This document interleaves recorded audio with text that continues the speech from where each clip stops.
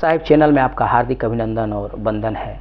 प्रिय जिज्ञासु मित्रों, आज के इस वीडियो में हम चर्चा करेंगे जो 4 ये योग बताया गया है इस योग के ऊपर, जैसे कर्म योग, भक्ति योग, ज्ञान योग और राजयोग। वैसे और अनेकों प्रकार के योग हैं, लेकिन मुख्य रूप से ये 4 योग का वर्णन है सनातन में। पहला कर्म योग है, दूसरा जो है कि ज्ञान योग है, तीसरा भक्ति योग है, चौथा राजयोग है। तो ये क्या चीज़ है, इसका अर्थ क्या है और किसने इन योगों को चलाया, किसने जो है कि इन योगों को प्रचलित किया, इसके बारे में हम जानेंगे।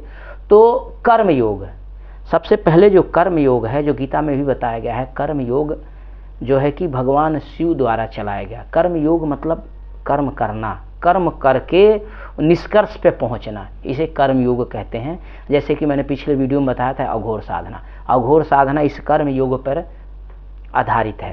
यानी करना, किसी कार्य को करना, कार्य को करके फिर उस पर निष्कर्ष पे आना और योग को प्राप्त करना, इसको कहते हैं कर्म योग। दूसरा जो है भक्ति योग।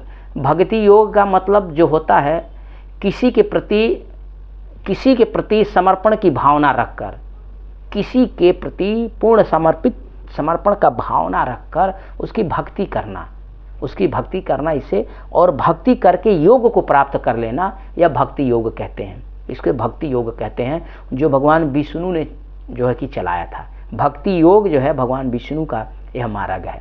तो भगवान विष्णु जो कहना चाहिए मार्ग है, आज इस भक्ति योग में जो है कि 12वीं से 14वीं शताब्दी में, ईसा के शताब्दी में हम देखते हैं कि अनेक भक्ति पंथ चले।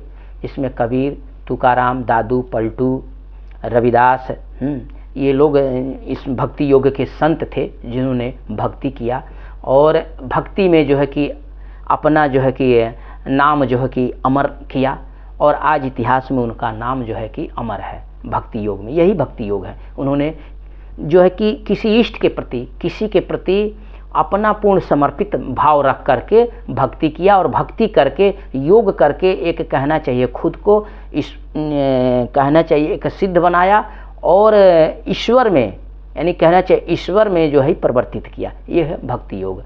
दूसरा योग जो है ज्ञान योग। अब ज्ञान योग जो है, ज्ञान योग कहना चाहिए ज्ञान से होता है। जैसे कि ज्ञान के माध्यम से आप ज्ञान, सबसे कहते हैं कि ज्ञान ही प्रकाश है।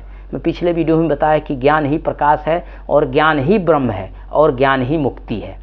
जिसके पास अगर परम ज्ञान है तो वह ब्रह्म है, जिसके पास जो है कि ज्ञान का प्रकाश है वह भी ब्रह्म है और वह मुक्त है, क्योंकि ज्ञान ही मुक्ति है और दूसरा कुछ नहीं है। तो इस ज्ञान योग को ब्रह्मा ने चलाया था। ब्रह्मा के माध्यम से कहते हैं कि जो है कि ब्रह्म ज्ञान जो है ब्रह्मा के माध्यम से, और ये ब्रह्मा ने चलाया था और ये ब्रह्मा का जो है कि मार्ग है, इसे ज्ञान योग कहते हैं, जिसके माध्यम से हम योग प्राप्त करते हैं। योग का मतलब होता है, योग यानी होता है जुड़ना।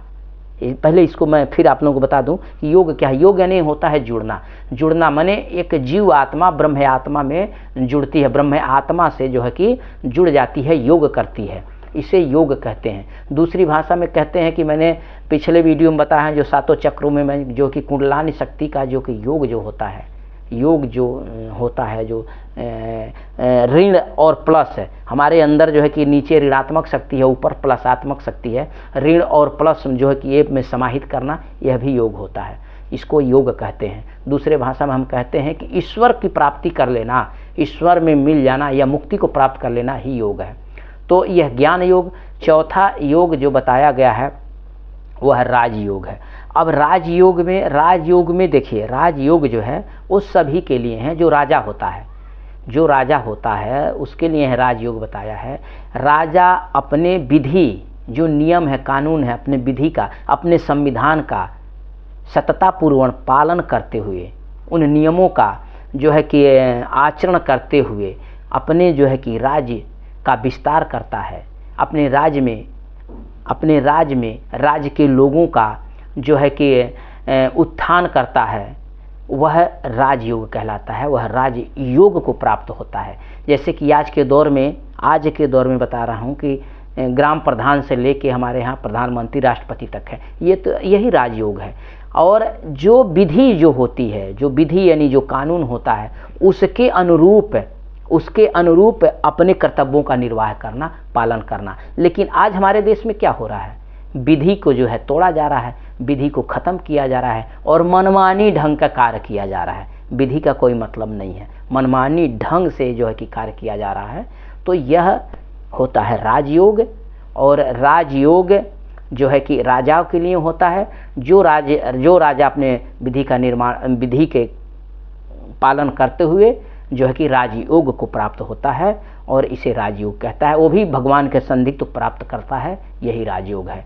तो मैं आप लोगों को इस 4 योगों के बारे में समझाने की कोशिश किया हूँ। अगर आप लोगों को मेरी वीडियो समझ में आई हो तो कृपया कर लाइक करें, सब्सक्राइब करें। सत साहिब निरंतर।